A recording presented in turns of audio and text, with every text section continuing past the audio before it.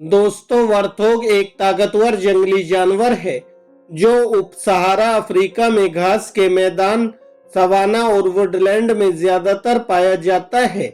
ये जानवर खुले इलाकों को पसंद करते हैं और वर्षावनों, झाड़ियों, ठंडे पर्वतीय घास के मैदानों और गंभीर रेगिस्तानों से बचते हैं। वर्थोग एक मध्यम आकार की प्रजाति है। इस जानवर के शरीर की लंबाई लगभग 2 फीट से लेकर 5 फीट तक हो जाती है और इसके कंधे तक की ऊंचाई लगभग 80 सेंटीमीटर तक हो जाती है और इसके शरीर का वजन लगभग 50 किलोग्राम से लेकर 160 किलोग्राम तक हो जाता है। नर की तुलना में मादाएं थोड़ी छोटी और हल्की होती हैं। दोस्तों, वर्थोग को मुंह से निकले हुए और ऊपर की ओर मुड़े हुए दांतों के 2 जोड़ों से आसानी से पहचाना जा सकता है। इसकी निचली जोड़ी जो ऊपरी जोड़ी की तुलना में बहुत छोटी होती है, हर बार मुंह खोलने और बंद करने पर ऊपरी जोड़ी के खिलाफ रगड़ने से यह बहुत तेज हो जाती है। ऊपरी कुत्ते के दांत लगभग 26 सेंटीमीटर लंबे होते हैं और इनका एक विस्तृत अंडाकार क्रॉस सेक्शन होता है जो लगभग 4.5 सेंटीमीटर गहरा और 2.5 सेंटीमीटर चौड़ा होता है। एक टस्क जड़ से 90 डिग्री या उससे ज्यादा मुड़ता है और मेज पर सपाट नहीं रहता है, क्योंकि जैसे जैसे यह बढ़ता है यह कुछ हद तक पीछे की ओर मुड़ता है। इसके दांतों का उपयोग खुदाई के लिए नहीं किया जाता है, लेकिन दूसरे जंगली जानवरों से लड़ने और शिकारियों से बचाव के लिए यह इसका उपयोग करता है। निचला सेट गंभीर घाव पहुंचा सकता है। वर्थोग के दांत विशेष रूप से ऊपरी सेट हाथी दांत के समान ही काम करते हैं। सभी डिजाइन छोटे होते हैं। इसके दांतों को मुख्य रूप से पूर्वी और दक्षिण अफ्रीका में पर्यटक व्यापार के लिए तराशा जाता है। वर्थोग का सिर बड़ा होता है, जिसमें रीढ़ की हड्डी से लेकर पीठ के मध्य तक एक आयाल होता है। विरल बाल शरीर को ढक लेते हैं। इसका रंग आमतौर पर काला या भूरा होता है। इसकी पूंछ लंबी होती है और बालों के गुच्छे के साथ समाप्त होती है। वर्थोग में चमड़े के नीचे की वसा नहीं होती है और इसका कोट भी विरल होता है, जिससे ये अत्यधिक पर्यावरणीय तापमान के प्रति संवेदनशील हो जाते हैं। वर्थोग एकमात्र जंगली प्रजाति है जो चराई और सवाना आवासों के लिए अनुकूलित है। इसका आहार सर्वाहारी होता है, जिसमें घास, जड़ें, जामुन और अन्य फल, छाल, कवक, कीड़े, अंडे और मांस शामिल होता है। विभिन्न खाद्य पदार्थों की उपलब्धता के आधार पर आहार मौसमी रूप से परिवर्तनशील होता है। गीले मौसम के दौरान वर्थोग छोटी बारहमासी घास को चरते हैं। शुष्क मौसम के दौरान ये बल्बों, पिरकंदों और पौष्टिक जड़ों पर जीवित रहते हैं। वर्थोग शक्तिशाली खुदाई करने वाले होते हैं जो अपने थूथन और पैरों दोनों का उपयोग करते हैं। भोजन करते समय ये अक्सर अपने अगले पैरों को पीछे की ओर मोड़ते हैं और कलाइयों के बल घूमते हैं। ये जानवर अपनी खुद की बिल भी खोज सकते हैं, लेकिन ये अक्सर दूसरे जानवरों के छोड़े हुए बिलों पर कब्जा कर लेते हैं। वर्थोग आमतौर पर बिलों में पलट जाता है। इसका सिर खुले हिस्से की ओर होता है और यदि जरूरत हो तो बाहर निकलने के लिए यह तैयार रहता है।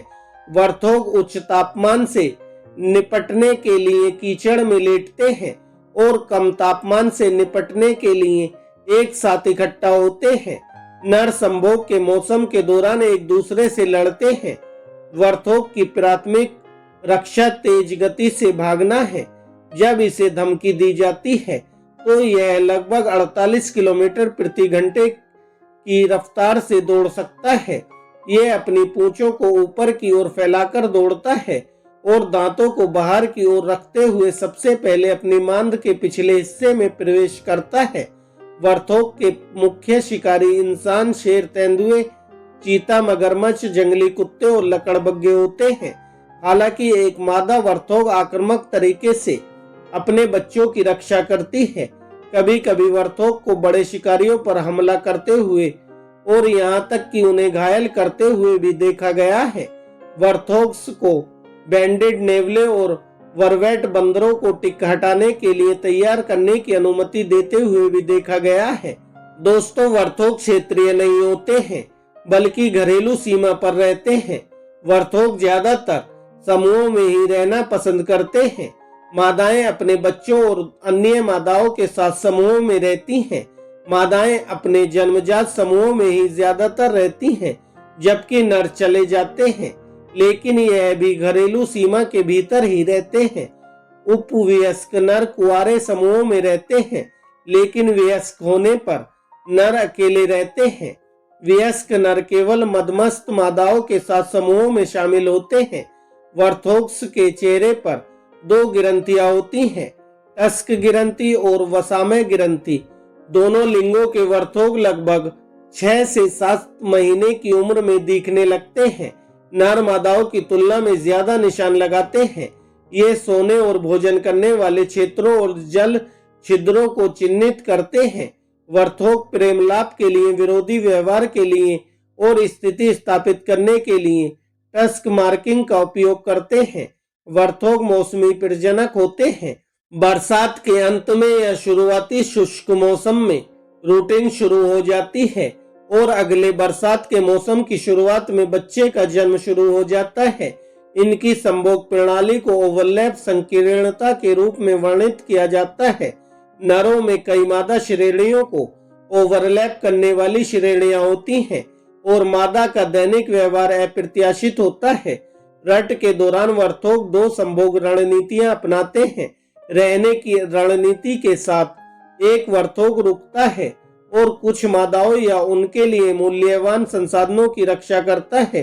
घूमने की रणनीति में वर्थोग एस्ट्रस वर्थोग की तलाश करता है और इनके लिए प्रतिस्पर्धा करता है।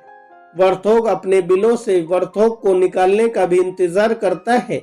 एक प्रमुख वर्थोग किसी भी दूसरी वर्थोग को विस्थापित कर देता है जो अपनी मादा से प्रेमलाप करने की कोशिश करता है।